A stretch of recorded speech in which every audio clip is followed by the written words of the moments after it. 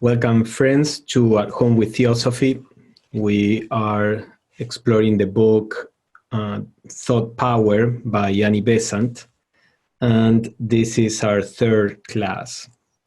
So today we are going to look at a subject that Besant titled Thought Transference, but it is more than that, as we are going to see.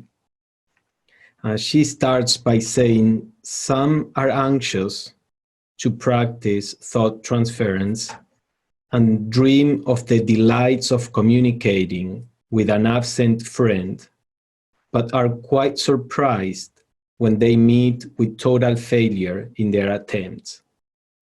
Yet, it is clear that one must be able to think ere one can transfer thought, and some power of steady thinking must be necessary in order to send a thought current through space. So at the time the book was written, there was a hype about all these possibilities, the psychic powers. This was quite new in the West. And people perhaps naively thought that all these powers could be easily developed. Of course, it is possible to develop psychic powers. Whether we want to do that is a different question. You know, it's not an unmixed blessing. With developing more senses come more challenges on several levels. If we are born with some let's say, extrasensory perception awakened, then of course we need to accept it and to work with this so that we can reduce the negative effects of that. If we don't have this extrasensory perception, the Theosophical approach is to leave them alone. There is a reason why nature puts a veil. It is a protection, actually. But in any case, the time this was very fashionable. And Annie Besant says here that it is clear if we are going to transfer our thinking from us to somebody else, the first necessity is that we can actually think clearly and strongly. And she will elaborate a little on this and then move on to how this applies to our daily life. So she says, the feeble, vacillating thoughts of the majority of people cause mere flickering vibrations in the thought atmosphere, appearing and vanishing minute by minute, giving rise to no definite form and endowed with the lowest vitality. So this is important, and again, this is a protection. In Theosophical literature, there is this teaching that our thoughts create forms on the mental and the emotional planes, and Besant will mention this, and those thought forms can affect people positively or negatively. They also affect us positively or negatively. But fortunately, not all thoughts have the strength to produce a stable thought form. As Besant says, they are thinking that is superficial, unattentive, that is just going through our minds, is normally not very powerful. And she says it causes just a flickering vibration on the mental plane and vanishes. And this is good because at this point in evolution, the vast majority of our thinking is trivial or self-centered or about gossip or ill will. So it's good that we don't yet have the strength to produce clear-cut thought forms. That doesn't mean, of course, that we never produce thought forms. Whenever there is intense thinking, whether that intensity is motivated by either intellectual interest and concentration, or moved by an emotional reaction, or as a result of a spiritual inspiration, when there is a stronger thinking, which happens frequently also, then there is a thought form that is produced. And this is why, as we are going to see, we have to be responsible for what we think, how we think. But anyway, she continues and says that a thought form which can last on the mental plane and can really be transferred from us to other person or places must be clearly cut and well vitalized if it is to be driven in any definite direction, and to be strong enough on arriving at its destination to set up a reproduction of itself. So as we will see, the thought forms can be transferred, they travel across space on the mental plane, and they can reproduce themselves in the mind of people. Sometimes this happens, it's quite frequent to be doing nothing in particular. All of a sudden, the image of a person comes to our minds, and then the phone rings, or we get a text, or we think about something that we bought and ordered by mail, and then the mail is coming, or things like that. And those are examples of somebody thinking at that moment, the person that is about to call us, or the post person looking for the address, etc. And then we catch the thought form. Especially this happens if we are not particularly concentrating on something and our mind is more or less receptive to what is around. But then the thinking has to have some form of concentrated attention to be able to produce a thought form like this. And then the one who receives it has to be sensitive to this also to some extent. And she will talk about this. So she says there are two methods to transfer thoughts. One which may be distinguished as physical and the other as psychical. The first one belonging to the brain as well as the mind, and the second to the mind only. So she will talk about these two methods, and one involves the actual thinking on the physical plane, the other doesn't. So we'll see what she explains. Let's see the physical method. There is a small organ in the brain, the pineal gland, which is the organ for thought transference. It is a rudimentary organ. That means it's an organ that is still not fully developed in most people, but it is possible to quicken its evolution into a condition in which it can perform its proper function, the function that in the future it will discharge in all. So in the Theosophical tradition, this pineal gland was what is known as the third eye in early stages of evolution, let's say. As humanity became more and more material, both physical and materialistic in our approach, that third eye began to recede, to devolve, the opposite of evolution. And it became what is now known as the pineal gland. This is the Theosophical theory. In fact, there are animals who still can sense light through the pineal gland, especially, for example, fish where the skin is not thick enough. There are visual pigments in the pineal gland. So all of that suggests that this theory about the pineal gland as the third eye is real. Now, the idea is that at this point, the pineal gland came back to a state in which its activity is quite latent. It does have some level of physical activity that science knows about, but that physical activity is, we could say, a shadow of what the pineal gland will become in the future, in future evolutionary stages. One of the functions of the pineal gland is to serve as an organ of thought transference. So when the pineal gland is fully developed in all humanity, we will be able to communicate by means of thinking as we do by means of speaking and hearing. But that is far in the future. Other functions of the pineal gland have to do with communication with the higher nature in us.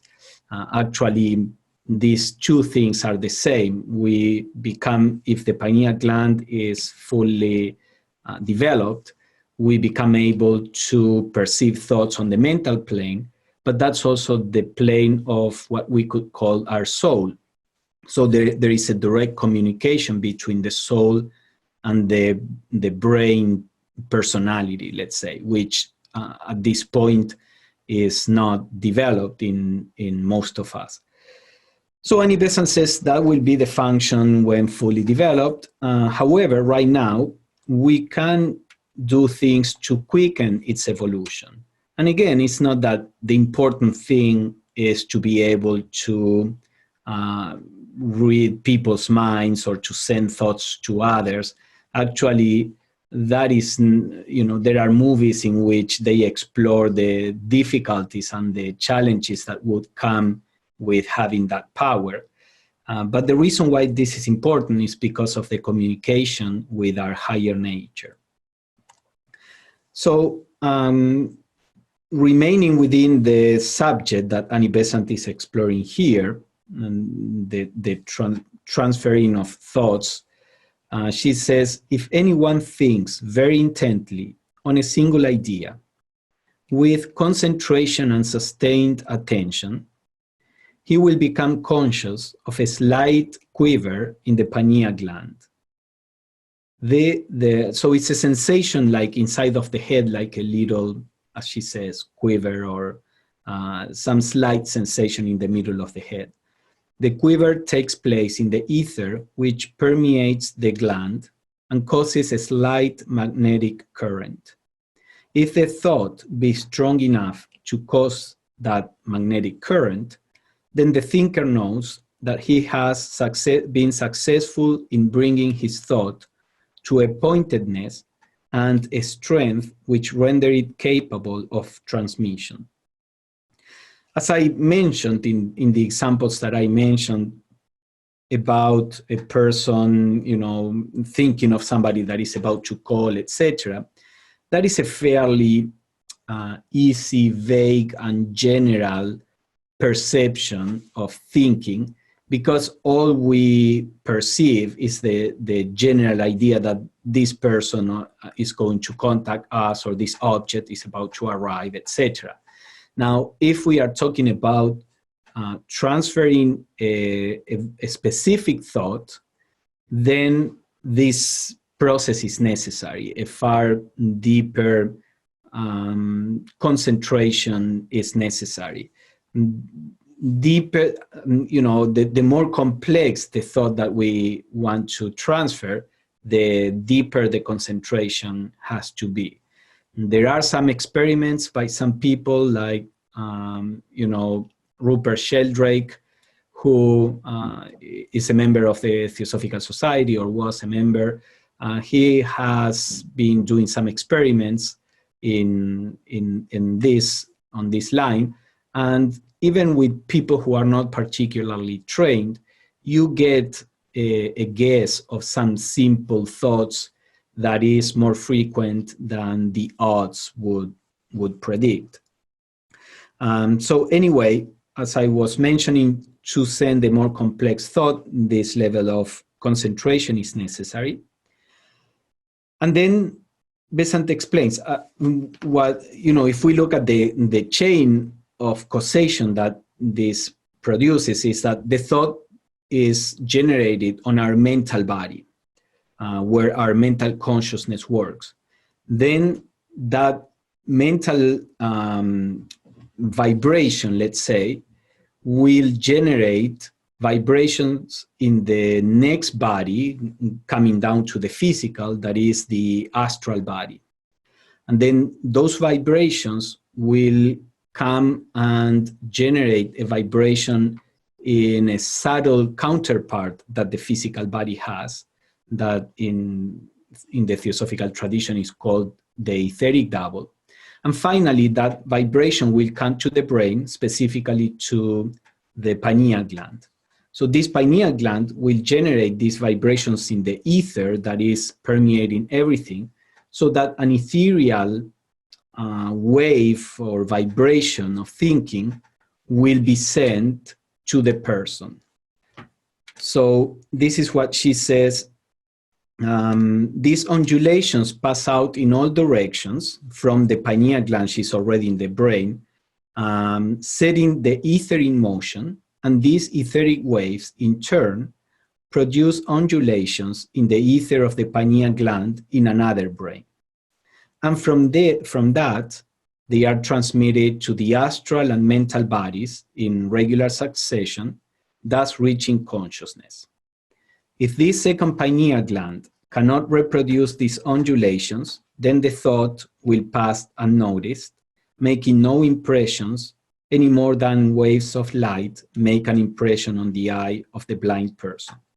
So the thought comes from the mental body down to the physical, then the physical / etheric, then there is an etheric vibration that communicates the thought.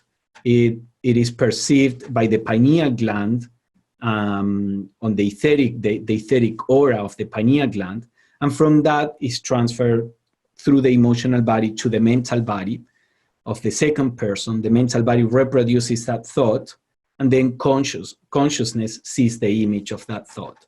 So this would be like a U-shaped transmission, which requires, as Annie Besant says here, two things.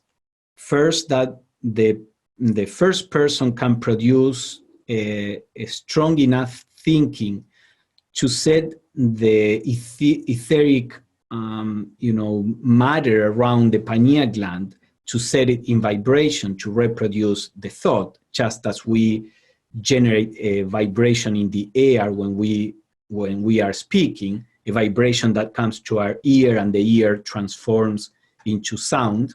Similarly, the etheric vibration comes to the pineal gland, not through our physical senses, not through our eyes or our ears. It goes directly through the etheric plane to the pineal gland, the etheric counterpart of the pineal gland, and from there goes up, let's say, to the mental consciousness. Now, there is a different method, what she called the psychic method, and in this second method, the thinker creates a thought form on his own plane, on the mental plane. So consciousness is not at this point thinking through the brain. Consciousness is thinking on the mental plane and produces a thought form there. And as she says, does not send it down to the brain, but directs it immediately to another thinker on the mental plane. Of course, the power to do this deliberately implies a far higher mental evolution than does the physical method of thought transference. For the sender must be self-conscious on the mental plane in order to exercise knowingly this activity. So perhaps, for example, in meditation, when we send to people or places goodwill in meditation, we are to some extent depending on at what level of consciousness we work in deep meditation, what level of consciousness we can attain in deep meditation.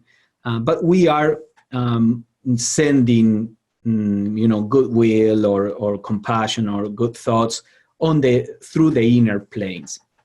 If we are completely out of the body on these planes, then that activity is not going to be even registered in the physical brain. For the most part, most people are still thinking through the brain, but because consciousness is focused on the inner planes, on the higher consciousness, then there is also a strong activity directly from the inner planes. Now, as Besant says, to be able to do this completely consciously on the inner planes, then we have to have the ability to leave the body behind and work self-consciously on the mental plane. These are possibilities that are in all of us, and in the future, far in the future, this will be available to most humanity. But again, the spiritual training begins to bring all these possibilities closer to us. So she says, now, even though this is the case, there is a need for further development to be able to do this knowingly, as she says. This power, however, is being continually exercised by every one of us, indirectly and unconsciously, since all our thinking causes vibrations in the mental body that are propagated through the surrounding mental matter. So when we think, two things are happening normally. First, that vibration is being directed to the brain so that it can be, translated into words or into thoughts by means of the brain. But also, since the thought is being originated on the mental plane, we are producing these thought forms that unconsciously to us are being sent out. Again, if we are not conscious of this, they are being sent out unconsciously to whatever we are thinking about. When we do this consciously, like in meditation, then this is like an intermediate stage between sending things unconsciously or being self-aware on the mental plane.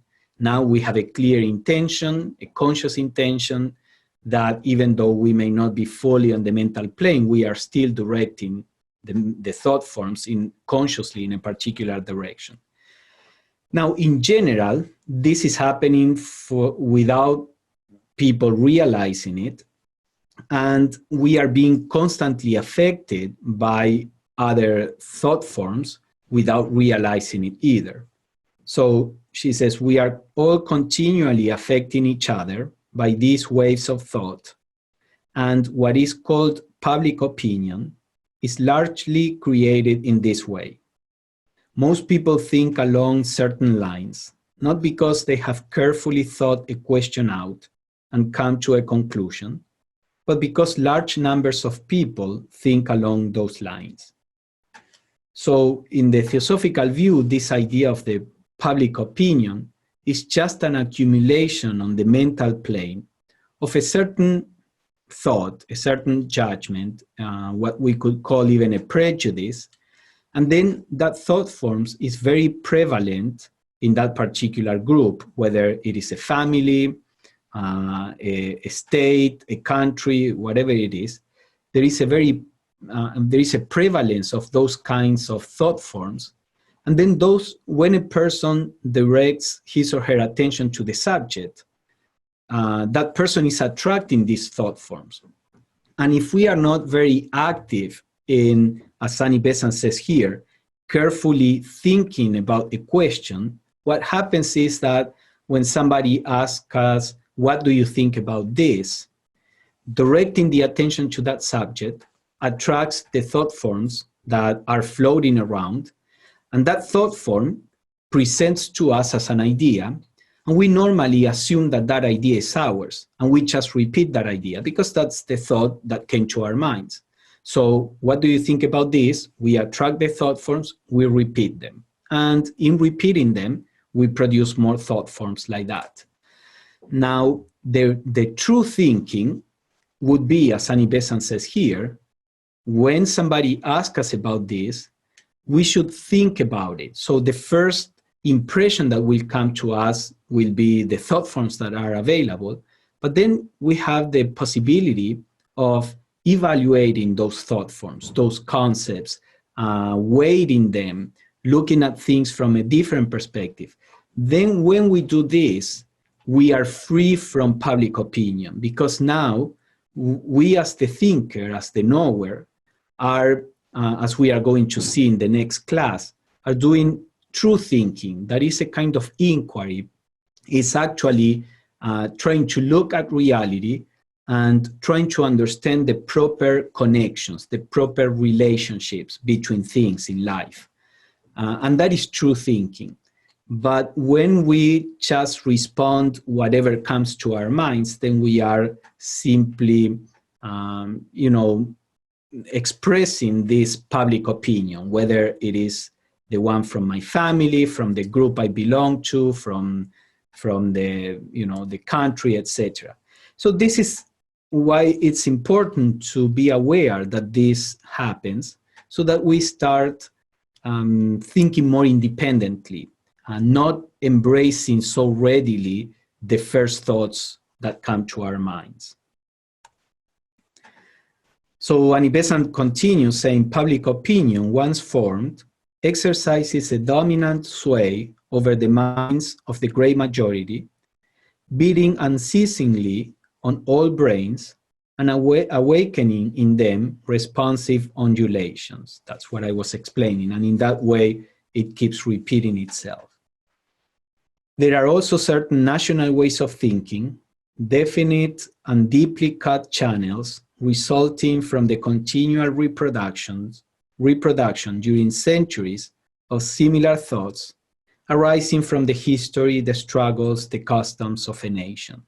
And when you travel, you can see this particular phenomenon, because you realize how many things you think about these things in a way that is given to you, in a sense. It's not something that, as Annie Besant says, you have arrived at by a conscious process of thinking.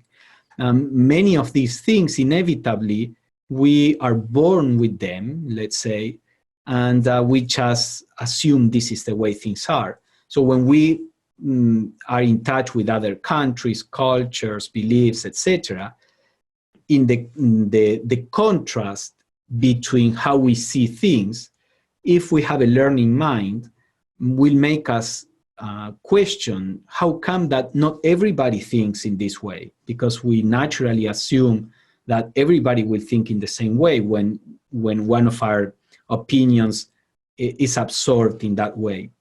So when one travels, if we have the opportunity to be for long enough in a country, we can start seeing those things. And it's quite interesting how many of the population are thinking in a very specific way about something, which can be quite different to how the population that in the place you live would think about that. So that's quite interesting.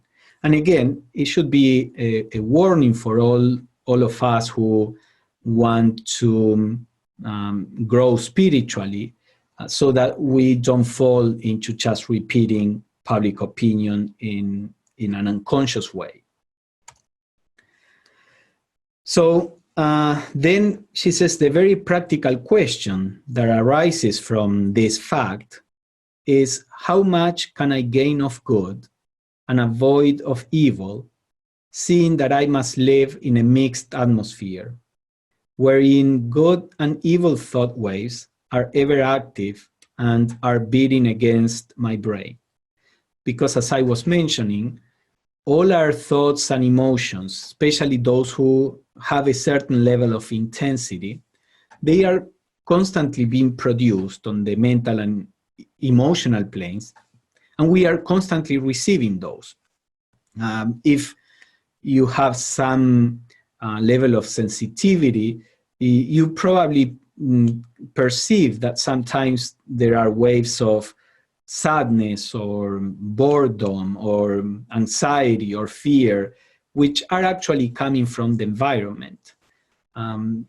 There is, to some extent, we all are prone to be affected by these thought forms and by these emotions, because it's pretty much, as we become sensitive to this, it's pretty much like having ears. If we have ears, we go through life and we may hear the song of a bird, and we may hear the yelling in a conflict. And, as we go through life, we hear both things. Now, we can be deeply disturbed by one thing or not, depending on our level of equanimity. While on the mental plane, to some extent, the same happens. We are bound to be affected by things that are around, but there is here a difference, because on the physical plane, the distance between you and some object is what will determine whether you are sensitive to that object or not. Whether something that you are seeing, if it is too far, you cannot see it, or something you hear or smell. Distance is an important aspect of perception on the physical plane. On the emotional and mental planes, physical distance has no meaning. If you are thinking of a person on the other side of the world, the thought form that you produce, if you are thinking intently, will be there instantaneously. The kind of distance that exists on the mental and emotional planes has to do with affinity. How much affinity you have for certain thoughts is what will get you within the reach of those thoughts or emotions, or outside the reach of those thoughts and emotions. And this is what Annie Besant is going to explain. She says, how can I guard myself against injurious thought transference, and how can I profit by the beneficial? The knowledge of the way in which the selective power works is of vital importance. Each person is the one who most constantly affects his own mental body. Others affect it occasionally, but he does always. His own influence over the composition of the mental body is far stronger than that of anyone else. And through his thinking, he fixes the normal vibration rate of his mind. This is important because thoughts which do not harmonize with that rate will be flung aside when they touch the mind. So this is the concept, the main concept here. The way we normally think is what sets or forms, let's say, shapes our mental body. Our mental body will have a general rate of vibration that is that depends on what are the kind of thinking we have.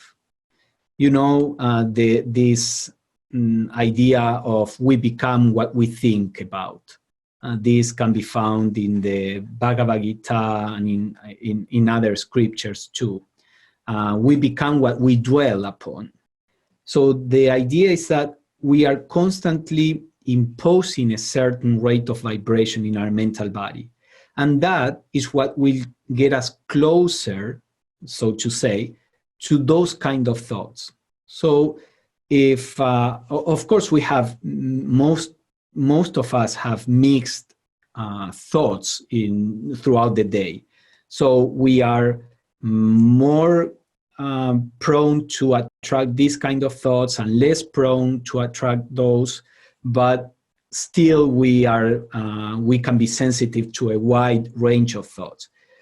As our spiritual practice proceeds, then our thoughts begin to be more and more homogeneous in the sense of they more and more they belong to a certain general kind of thinking, let's say spiritual thinking, or thinking that has to do with unselfishness or compassion. So we will be less and less affected by thoughts and emotions that are related to violence or selfishness or sadness, etc. So this is the main point. Even though thoughts from outside do affect us, the main source of influence on our own mental body are ourselves. If we work with ourselves to not to encourage what we can call positive thoughts, and by positive, as I mentioned earlier, I mean thoughts that are unselfish, compassionate, about the positive emotions and about aspirations, etc. if we encourage this, then we will be more and more receptive to any of those thoughts that may be around, thoughts of inspiration and joy, etc. And we will be less and less receptive to the opposite. So this is the way, by working on ourselves, is the way that we can select, in a sense, what kind of influences will come to us. So this is what Annie Besant says: if a person thinks truth, a lie cannot make lodgment in his mind. If he thinks love, hate cannot disturb him. If he thinks wisdom, ignorance cannot paralyze him. Here alone is safety, here real power. So this principle in the New Age, that because of its popularization, often has a tendency to oversimplify things, then this is sometimes taken in the sense that we should never think about anything negative or the possibility of anything negative happening. And to the degree where we may become unable to perceive reality as it is. As Annie Besant says here, if we think truth, a lie cannot make lodgment. The idea is we should be able to recognize reality as it is, without being overly negative, only focusing our eyes on the negative aspects, and without being overly positive or optimistic to the extent that we become unrealistic, and we only try to look at the so-called positive aspects and dismiss the negative. In the Theosophical view, the way to train our minds is to be able to see objectively reality as it is, in ourselves, in other people, in the situations around. And then once we realize reality as it is, then we can choose what we want to emphasize. So for example, you will read in Theosophical literature that, as I mentioned, that if in a relationship with a person, that person has some weakness, Annie Besant would say, do not dwell on that person's weakness. Rather dwell on the strength that that person may need to overcome the weakness. That doesn't mean that we are trying to distort reality and imagine that that person doesn't have that weakness, unless we understand, if we are thinking about the true self of the person, well, the true self doesn't have any weakness. The true self is the source of all the virtues. But if we are thinking about the embodied person, sure, all characters have their strengths and weaknesses. So we have to be able to recognize the weaknesses. And then because we understand how thought power works, we understand that if we dwell on the weaknesses, we will be sending thoughts that tend to increase the weakness, to make it stronger. So we choose to think of the virtues, or to send courage or whatever the person needs. And in this way, we start working, we start using the power of thought in an intelligent way, but without falling in distorting reality. This I feel is very important to understand, because of what it's my own perception. I may be wrong, but in my view, very often there is a misuse of this principle that leads to losing the ability to perceive things as they are, and we simply distort our instruments of perception when motivated by what many times is selfish reasons, that I want all that is pleasant and good and abundance. Motivated by that, when I consistently try to ignore an aspect of life and reality, that ends up distorting the vehicle of perception. So I hope this is more or less understood what Annie Besant says here. We can choose to focus on the positive without trying to ignore or distort our perception of things as they are. Another important aspect that Annie Besant mentions is the mind must not be allowed to lie, as it were, fallow, for then any thought seed may take root and grow. It must not be allowed to vibrate as it pleases, for that means that it will answer to any passing vibration. So the idea here is that when our mind is, when we are not alert, when we are not aware, and we are not thinking about anything, and we are not paying attention to anything, when the mind is just doing its own thing, then that mind is open to any kind of influence from outside. And many times that influence is completely unconscious to us because we are not present. Where are we when our mind is thinking in that way? It's like we are absent. And those are the conditions that are, let's call, dangerous, from this point of view, because the mind is open to anything. It's like when we are paying attention to something, we are polarizing our minds and we are attracting similar things, as I said. When we are not paying attention to anything, then the mind is wide open. And unfortunately, at this point in evolution, there is a far more abundance of petty, negative thinking and feeling than of the higher ones. So most probably the thoughts that will come to our minds will be negative thoughts.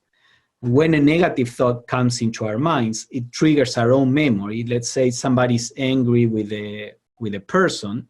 That thought form is when it touches our mental body, because some thought forms are, we can't go in too much detail here, but two things are produced when we think. A thought form that normally is quite specific about the person or the place we are thinking about. But then there is a more general undulation, which is what Annie Besant is mentioning here, that spreads around the mental plane, and that will tend to reproduce the same kind of thoughts that originated that undulation. So if a person is angry about somebody else, the thought form will go to that other person, but then the undulation of anger, when it touches my own mental body, it just generates a certain sense of anger, which will trigger in my memory something, a situation or a person that may have upset me. And then we end up, we don't know why, thinking about that person or about that situation and being angry about that or upset, and we end up feeding that kind of vibration. So Annie Besant says we should make efforts to try to be present, not to, sign out and leave the mind there. Of course, this may not be possible to be present 24/7. There are many things that happen during the day and a limited amount of energy. Along with our own spiritual practice, what happens is that our emotional and mental bodies, little by little, undergo a process of purification because we start encouraging unselfish thoughts and emotions, so that we set this vibration in our mental and emotional bodies, as Annie Besant says. So even when we are not paying attention, the mind will be less prone to receive those negative thoughts.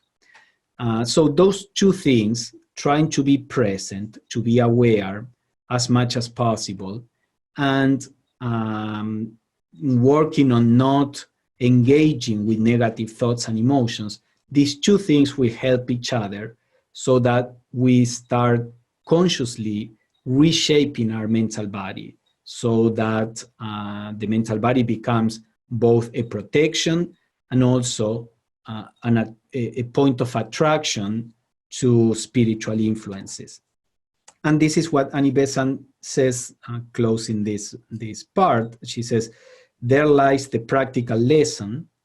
The person who practices this will soon find its value and will discover that by right thinking, life can be made nobler and happier. So the next point that she is going to explore is the subject of memory.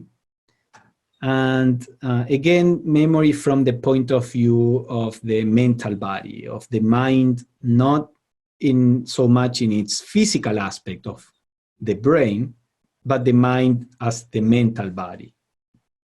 So she says, perception implies the arrangement of some of the particles in the mental body to reproduce the form of the object. We've seen this in previous classes. When we perceive something, then the mental body is shaped in the form of that object, so that we as consciousness see that shape on our mental body.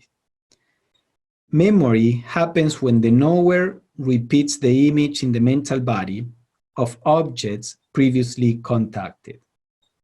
In fact, owing to the general law that energy flows in the direction of least resistance, the matter of the mental body is shaped most easily into the form already frequently taken. So memory, from this esoteric point of view, is when the mental body that was arranged in a particular way has the tendency to keep arranging itself in that way. This may happen in two ways. Either because, for example, when something happened that produces a strong impression in us, that matter in our mental and emotional bodies that was shaped in that perception, that matter retains the tendency to keep reproducing the same image. And this is what happens when the thought keeps coming to us and we cannot get rid of certain thoughts. There may be other factors involved. There may be thought forms that are involved that stay floating around and keeps, let's say, touching our mental body, inducing the mental body to recreate the image. But also there is this other aspect that has to do more with memory that Annie Besant mentions, that is the tendency of that matter to reproduce the image. So this is one of the ways in which memory happens. This is a way that is not volitive. It's not that we are choosing to do that. It's rather the mental body is generating this. And the other way is when we, as consciousness, try to recall something. So by means of this recollection, we generate in the mental body the image that the mental body had produced in the past. So in this case, it is a memory that is called upon or recalled by us as consciousness, as the thinker. So Annie Besant says, let's see.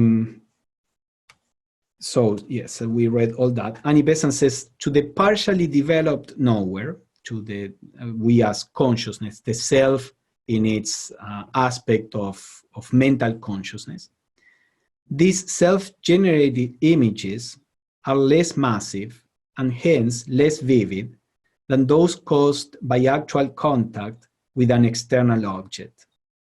Heavy physical vibrations lend much energy to the mental and desired images, but fundamentally the vibrations are identical. So this is an important concept to grasp. Remember that Annie Besant explains, when we perceive something, we are not actually perceiving the external object, we are perceiving the image that is formed on the mental body.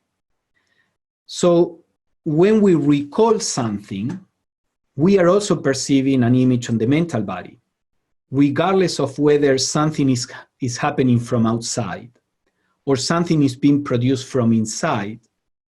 Both things produce the same, which is an image on the mental body.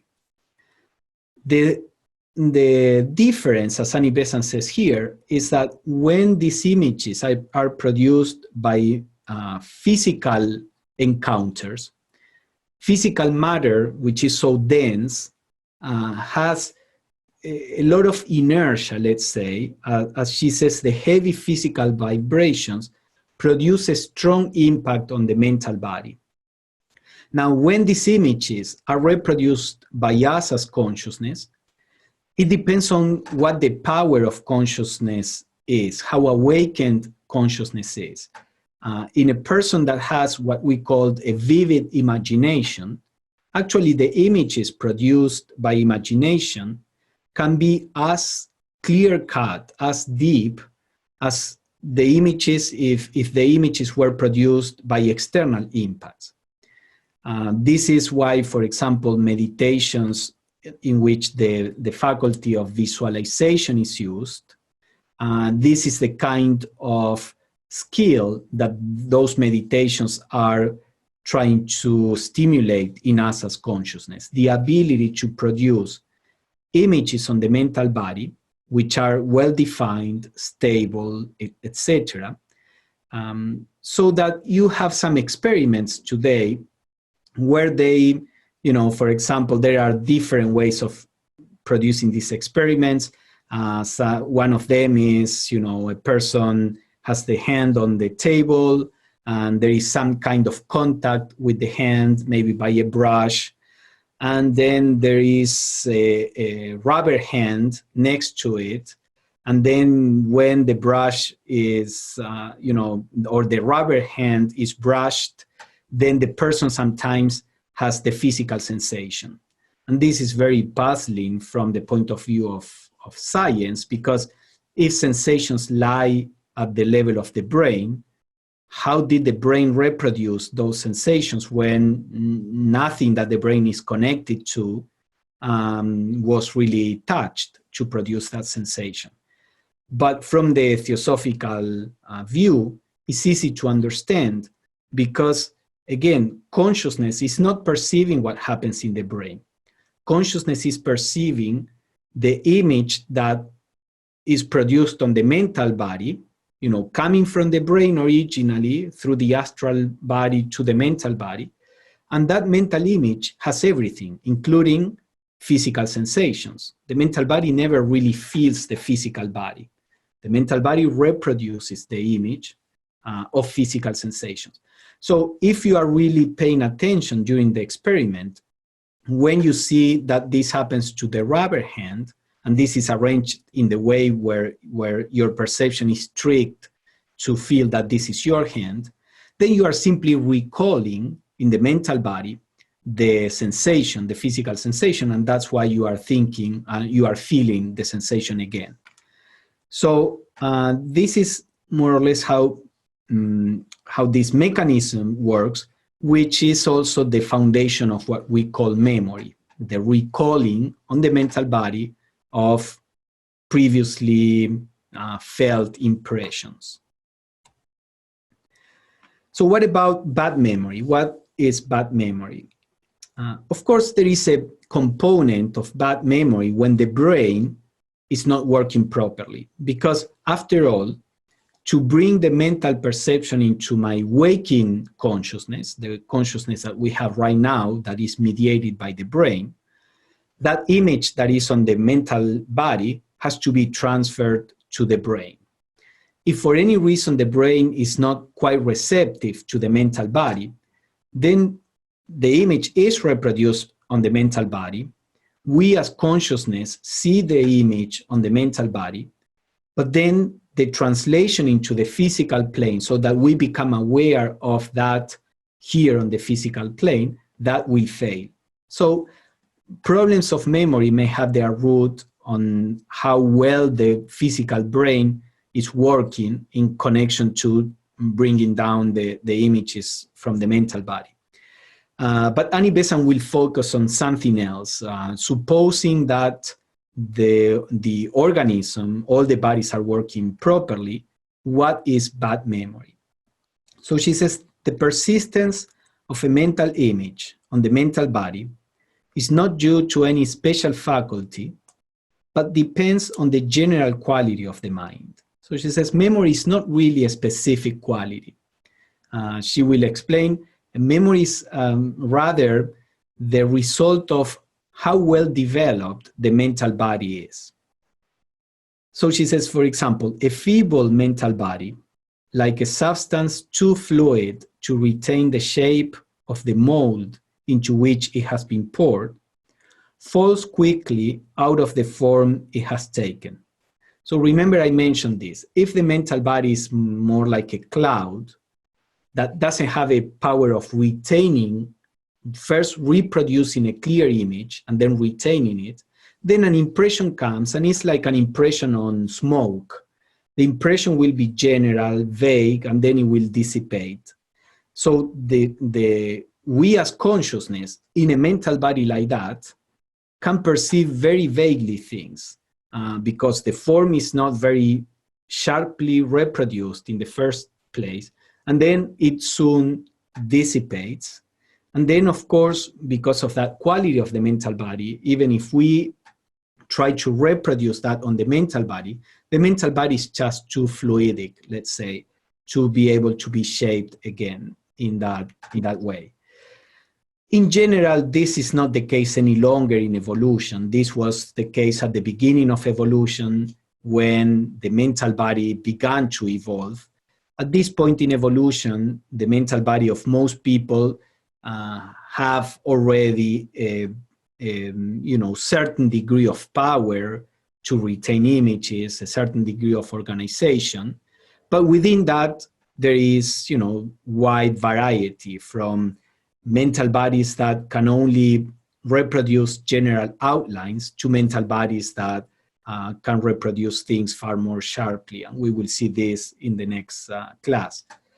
But basically, Annie Besant says, where the mental body is little organized, is a mere loose aggregate of molecules of mental matter, a cloud-like mass without much coherence, memory will certainly be very weak by the reasons that I explained. Yet, we often find what is called a bad memory in a mental body that is organized. But if we observe this bad memory, we shall find that it is not faulty in all respects. It's not general bad memory about everything. That there are some things which are well remembered and which the mind retains without effort. If we then examine these remembered things, we shall find that they are things which greatly attract the mind, and that the things that are much liked are not forgotten. So I would say this is the case in most people. Some people may complain that they don't remember things, that they have bad memory, but at the same time, they have very good memory in the conditions that Besant describes here.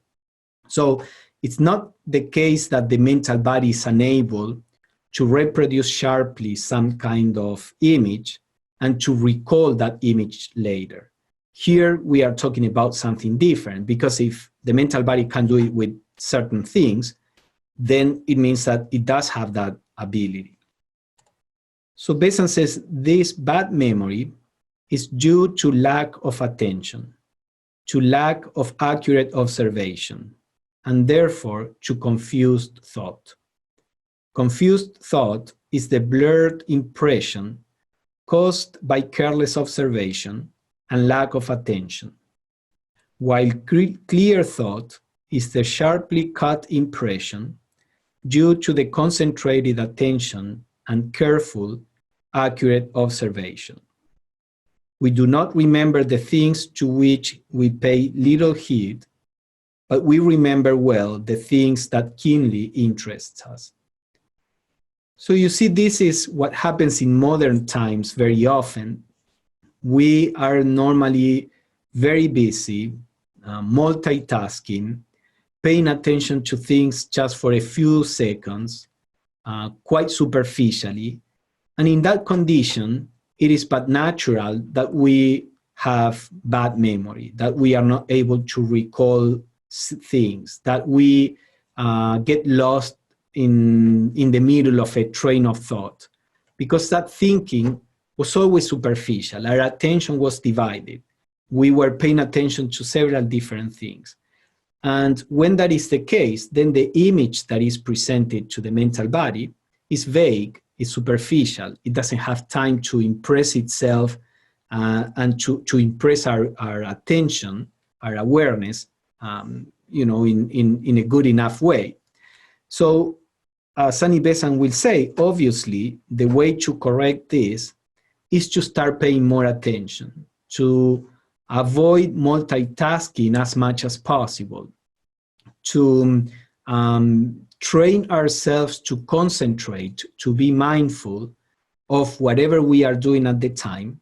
It is fine to switch the attention from one thing to the other, but we have to switch our full attention. If we are writing on the computer, something calls our attention or something talks to us, ideally we stop writing and we pay full attention to the person. And when that is over, we come back and we pay full attention to the writing. If we are going to multitask, that should be the way, that we may need to pay attention to several things, but we can train ourselves to pay full attention to whatever we are doing at that moment. What we normally do is that we keep half of the attention on what we were writing or watching on the TV or listening to the person, and that's when the impressions don't have the opportunity to be impressed clearly in our minds, and where bad memory comes from. So she says, how then should a bad memory be treated? We should say to ourselves, I will pay attention to things, I will observe them accurately, and will think carefully and steadily on them. Doing this, we shall find our memory improve. For as said above, memory is really dependent on attention, accurate observation, and clear thought. The element of attraction is variable as fixing the attention, but if that be not present, its place must be taken by the will. So when something attracts us, we naturally pay attention, and that's why we remember the things that we like. But if something that is not attractive in particular, but we need to pay attention, then we have to use our will. We have to train ourselves to be able to pay attention to what is in front of us. So she continues, in cultivating the power of observation, as in everything else, a little practice repeated daily is much more effective than a great effort followed by a period of inaction. We should set ourselves a little daily task of observing a thing carefully, imagining it in the mind in all its details, keeping the mind fixed on it for a short time, as the physical eye might be fixed on an object. And on the following day, we should call up the image, reproducing it as accurately as we can, and should then compare it with the object and observe any inaccuracies.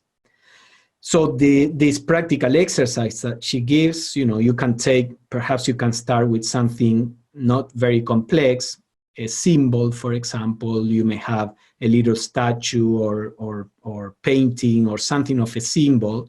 So you look at it, you close your eyes, and you try to reproduce it in all its details. You may open and close your eyes several times during, say that you do this for 5 minutes. And then the next day, you sit down first and you try to reproduce it, to recall the image. And then you open your eyes and you see how accurate that reproduction was. And again, you close your eyes and you retain that image in your mind, again, for 5 minutes.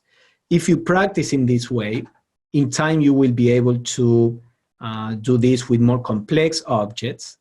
And this will greatly help to not only in the process of memory, but overall in developing concentration, attention, and in making the mental body more coherent.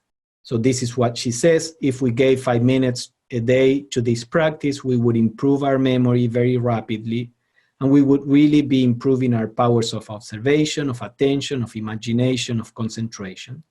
In fact, we would be organizing the mental body and feeding it far more rapidly than nature will feed it without assistance to discharge its functions effectively and usefully. So this last concept is what I mentioned before. Actually practicing in this way, we are accelerating the natural mental evolution that is very slow when we go along with nature.